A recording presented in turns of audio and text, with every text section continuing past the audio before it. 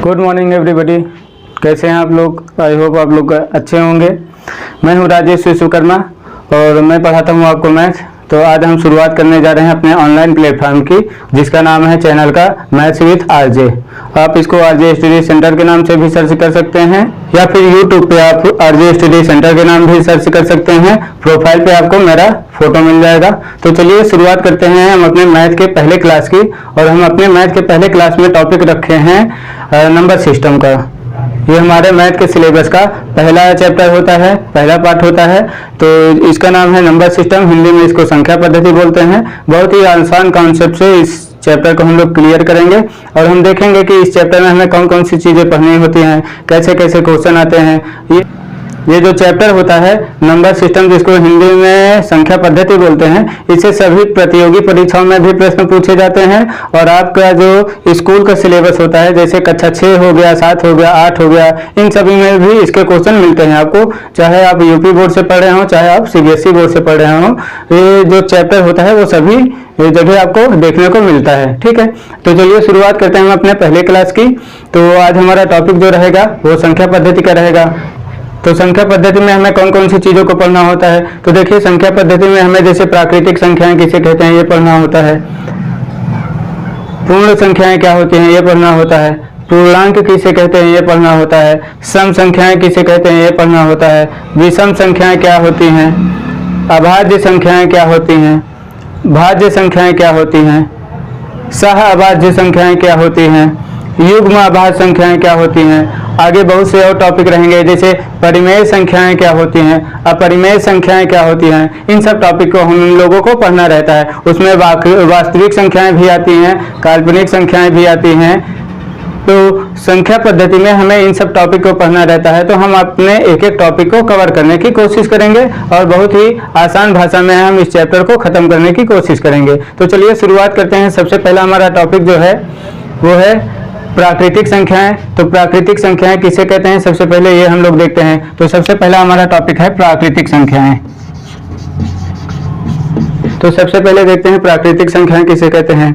तो देखिए, बचपन से आप लोग गिनती सीखते चले आ रहे हैं। तो जिन संख्याओं का उपयोग हम लोग गिनती करने के लिए करते हैं उसको हम लोग प्राकृतिक संख्याएं कहते हैं। जैसे मान लीजिए 1 से लेके आपके अनंत तक की जो संख्याएं होती हैं उसको हम लोग प्राकृतिक संख्या में रखते हैं। तो जिन संख्याओं का उपयोग हम लोग गिनती करने के लिए करते हैं, प्राकृतिक संख्या किसे कहते हैं? देखिए, जिन संख्याओं का उपयोग हम लोग गिनती करने के लिए करते हैं, किसी वस्तु को गिनने के लिए करते हैं, उसे हम लोग प्राकृतिक संख्या कहते हैं। जैसे आपका उदाहरण हो जाएगा 1 2 3 4 ऐसे लेके अनंत तक की संख्याएं। प्राकृतिक संख्या की परिभाषा के हिसाब से अगर हम देखते हैं तो प्राकृतिक संख्या किसे कहते हैं? तो बोलता है प्राकृतिक संख्या की जो परिभाषा होती है उसके हिसाब से जिन संख्याओं का उपयोग हम लोग गिनती करने के लिए किया जाता है, जिन संख्याओं का उपयोग गिनती करने के लिए किया जाता है उसे हम लोग प्राकृतिक संख्या बोलते हैं।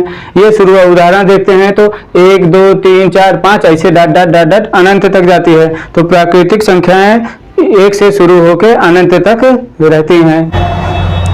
तो हमने प्राकृतिक संख्या को पढ़ लिया। अब हम चलते हैं, पढ़ते हैं पूर्ण संख्या किसे कहते हैं। हमारा दूसरा वाला जो टॉपिक है वो है पूर्ण संख्या। पूर्ण संख्या किसे कहते हैं? तो देखिए, अब हम देखते हैं पूर्ण संख्याएं किसे कहते हैं। पूर्ण संख्याओं को अंग्रेजी में होल नंबर बोलते हैं। तो पूर्ण संख्याएं कौन सी संख्याएं होती हैं? तो अगर हम अपनी प्राकृतिक संख्या में शून्य यानी 0 को भी शामिल कर देते हैं तो संख्याएं जो हमारी प्राप्त होती हैं उन्हें हम पूर्ण संख्याएं कहते हैं। इसको परिभाषा के हिसाब से अगर देखना चाहें तो परिभाषा क्या कहती है? तो देखिए, पूर्ण संख्याएं किसे कहते हैं? तो यदि हम अपनी प्राकृतिक संख्याओं में शून्य यानी 0 को भी शामिल कर लेते हैं, तो जब 0 को शामिल कर लेते हैं तो वो जो हमारी संख्याएं मिलती हैं, जो हमारी संख्याएं प्राप्त होती हैं, उन्हें हम लोग पूर्ण संख्या बोलते हैं। इसको अंग्रेजी में होल नंबर बोला जाता है।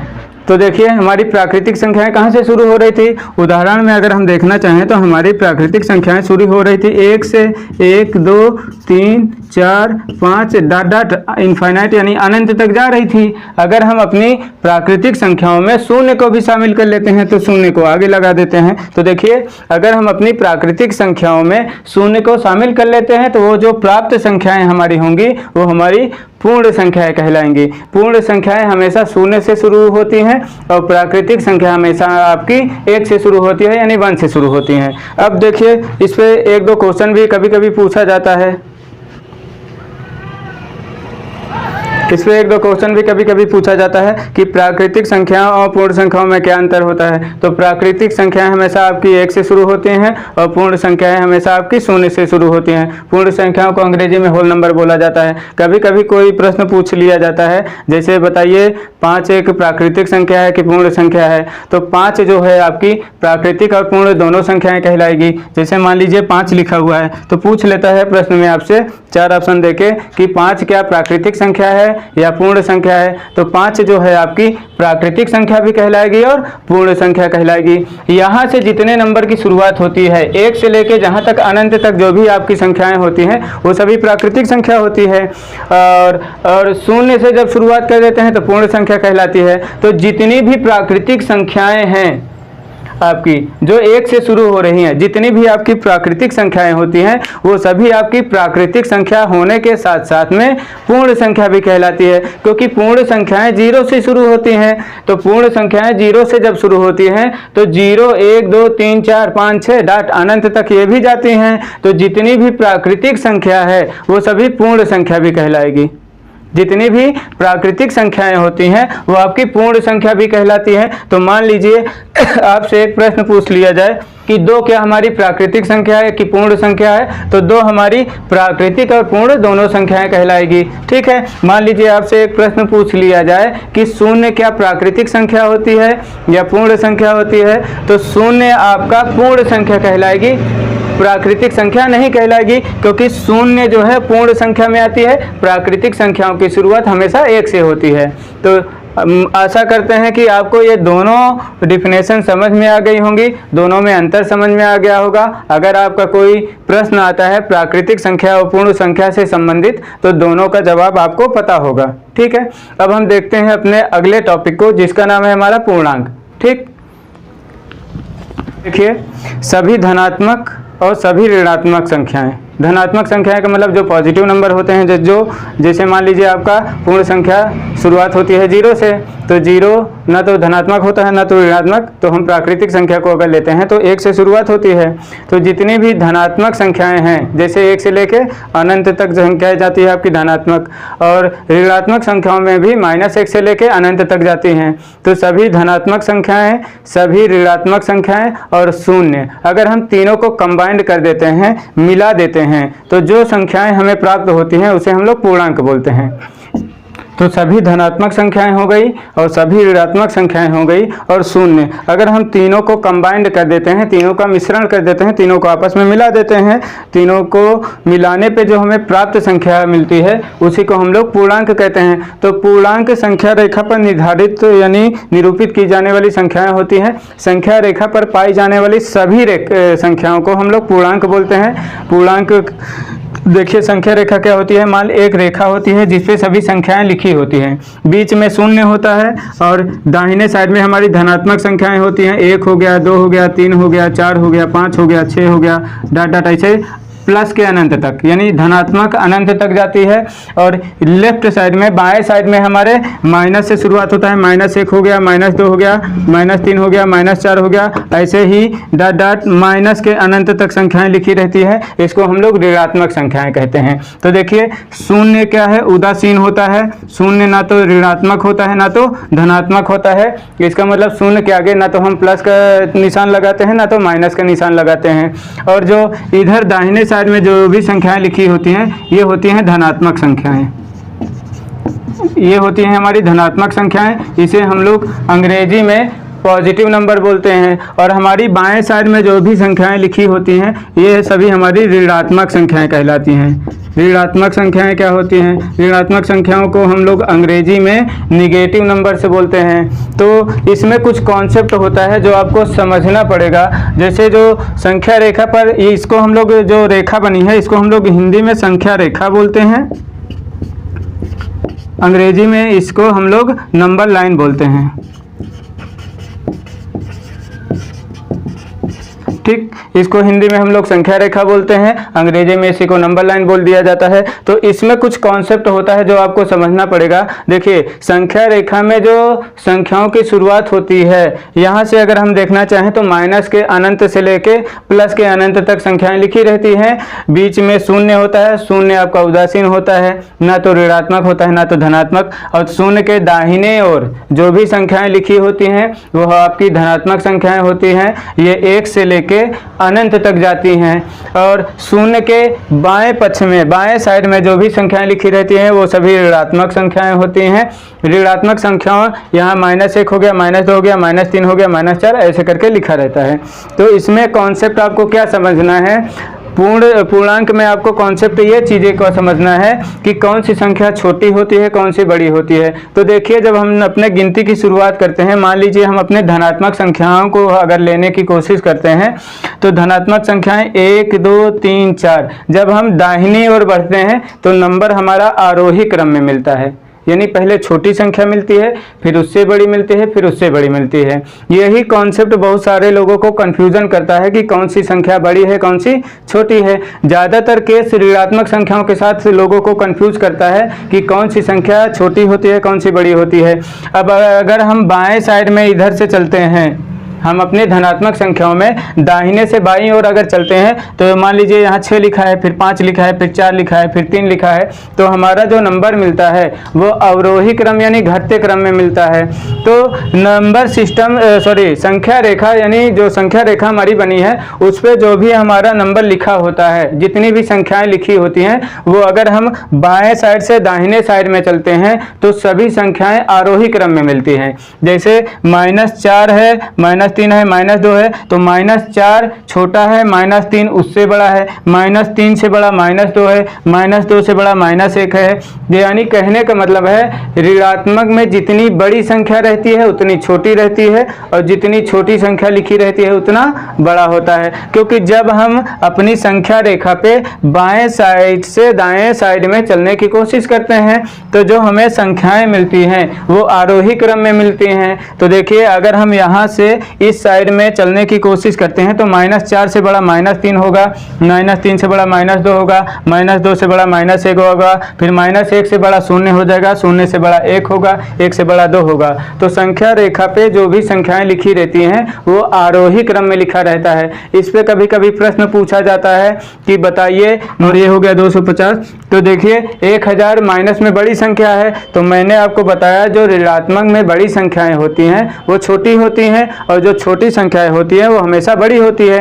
क्योंकि अगर इसको हम नंबर लाइन यानी संख्या रेखा पर निरूपित करेंगे, अगर लिखने की कोशिश करेंगे तो -1 से शुरुआत होकर पहले सबसे -250 आएगा, फिर उसके आगे जाएंगे तो माइनस का 1000 आएगा और ऋणात्मक का 1000 आएगा। जब हम इधर से कोशिश करेंगे चलने की तो हमको पता है कि हमारा जो नंबर होता है वो आरोही क्रम में लिखा होता है। तो सबसे पहले हमको -1000 मिल जाएगा इधर बाएं पक्ष में, फिर उसके आगे चलते जाएंगे, फिर -250 मिलेगा। इसका मतलब क्या है, -250 जो है -1000 से बड़ी संख्या है, ये बड़ा कहलाएगा। ठीक है, ये कॉन्सेप्ट आपका क्लियर हो गया। अभी इस पर कुछ और प्रश्न पूछे जाते हैं। तो देखिए, अभी पूर्णांक में हमें और सारे कॉन्सेप्ट को सीखना है और सारे प्रश्न कैसे कैसे पूछे जाते हैं उसके बारे में हमें पढ़ना है। तो देखिए, पूर्णांक में और बहुत सारे प्रश्न पूछे जाते हैं। जैसे कभी कभी आपसे पूछ लिया जाता है कि -5 पूर्णांक संख्या है या पूर्ण संख्या है या प्राकृतिक संख्या है, तीनों में से कौन सी चीज़ें हैं। तो माइनस का अगर हम 5 देखना चाहें तो जब हमने पढ़ा था पूर्णांक के बारे में तो हमने वहाँ देखा था कि जितनी धनात्मक संख्याएं हैं, जितनी ऋणात्मक संख्याएं हैं और जितने शून्य, तीनों को मिला के हमारे पूर्णांक संख्या हो रही थी। तो -5 जो है आपका वो पूर्णांक कहलाएगा। पूर्ण संख्या 0 से शुरू होती है तो ये पूर्ण संख्या नहीं कहलाएगी। प्राकृतिक संख्याएं हमेशा धनात्मक होती है और पूर्ण संख्याएं भी हमेशा धनात्मक होती हैं शून्य को छोड़ के। तो ये निगेटिव है यानी ऋणात्मक है, तो ये हमारा पूर्णांक कहलाएगा। अगर आपसे पूछ लिया जाए कि 225 पूर्ण संख्या है, प्राकृतिक संख्या है या पूर्णांक है, तो जो 225 है ये आपकी प्राकृतिक संख्या भी हो जाएगी, पूर्ण संख्या भी हो जाएगी और पूर्णांक भी हो जाएगा, क्योंकि पूर्णांक भी धनात्मक संख्याएं शामिल होती हैं, तो ये धनात्मक संख्या है। और प्राकृतिक संख्याएं 1 से शुरू होती हैं, तो ये प्राकृतिक संख्या में भी आएगा।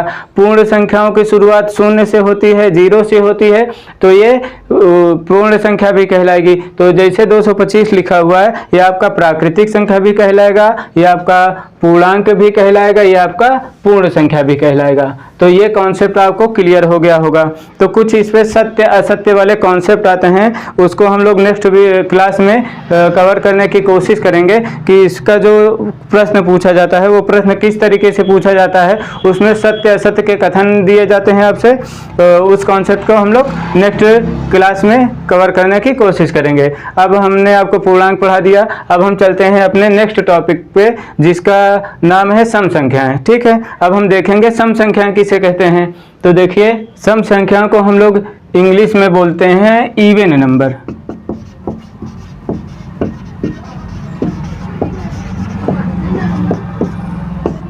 सम संख्याओं को इंग्लिश में इवन नंबर से बोलते हैं। तो सम संख्याएं होती कौन सी संख्याएं हैं? तो देखिए, ऐसी संख्याएं जो 2 से पूर्णतः विभाजित हो जाती हैं। उदाहरण में जैसे हो गया आपका 2 हो गया, 4 हो गया, 6 हो गया, 8 हो गया, 9 हो गया, 8 के बाद 10 हो गया, 12 हो गया, 14 हो गया, 16 हो गया, ऐसे अनंत तक की संख्याएं होती हैं। तो देखिए, सम संख्याएं उसे बोलते हैं जिन संख्याओं को भाग देने पर वो पूर्णतः 2 से विभाजित हो जाती हैं, उसे हम लोग सम संख्याएं कहते हैं। मान लीजिए कहीं 225 लिखा है, या और बड़ी संख्या ले लेते हैं 5, 3, 8, 2, 1, ऐसे करके ले लेते हैं। अगर हम इसमें 2 से भाग देते हैं, 2 का डिविजिबिलिटी रूल क्या होता है, विभाज्यता का नियम ये होता है कि अगर कोई इकाई अंक 2 से विभाजित हो जाता है तो वो संख्या 2 से विभाजित हो जाती है।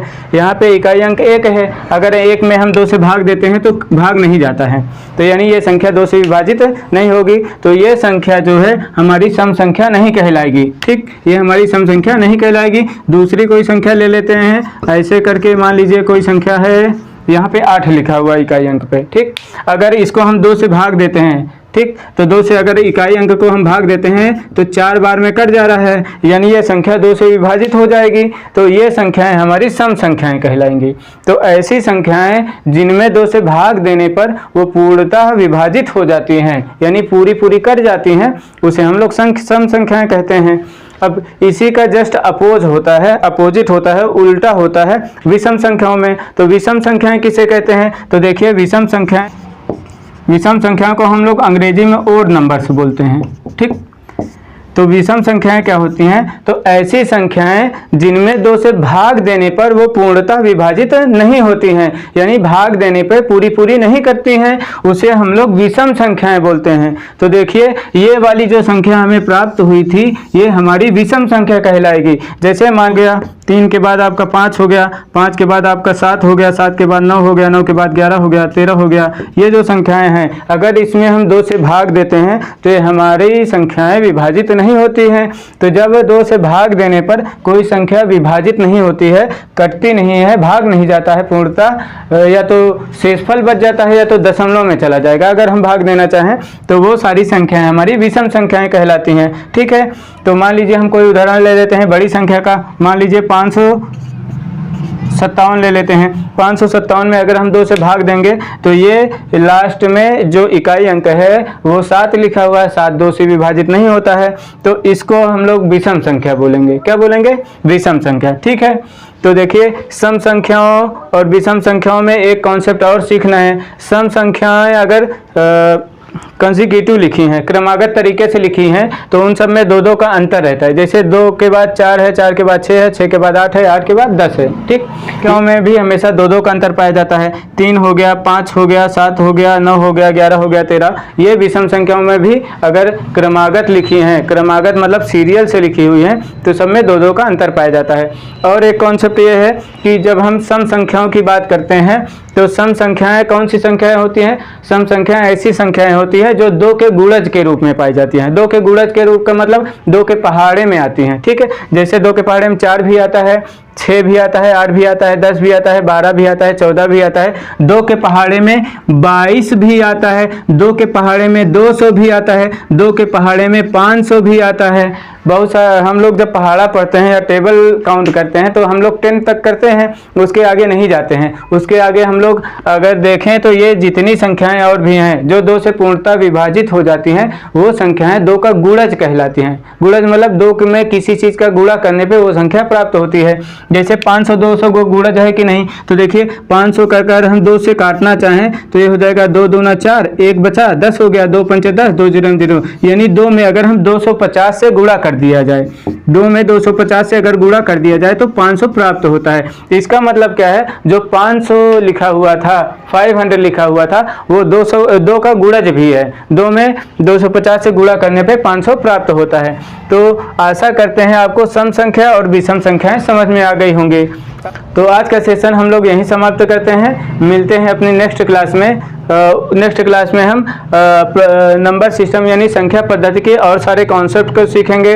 विषम संख्या हमने सीख ली है, अभी हमारी अभाज्य संख्या क्या होती है, भाज्य संख्या, सहभाज्य संख्या क्या होती है, युग्म अभाज्य संख्याएं क्या होती हैं, इन सब संख्याओं के बारे में हम लोग अपने नेक्स्ट वाले पार्ट में सीखेंगे। आशा करते हैं कि आपको आपकी आज की क्लास पसंद आई होगी। तो आपसे रिक्वेस्ट है कि चैनल को सब्सक्राइब कर लीजिएगा, बेल आइकन को प्रेस कर लीजिएगा और अपने किसी पढ़ने वाले फ्रेंड सर्कल में इसको शेयर कर दीजिएगा। मिलते हैं अपने नेक्स्ट वीडियो में।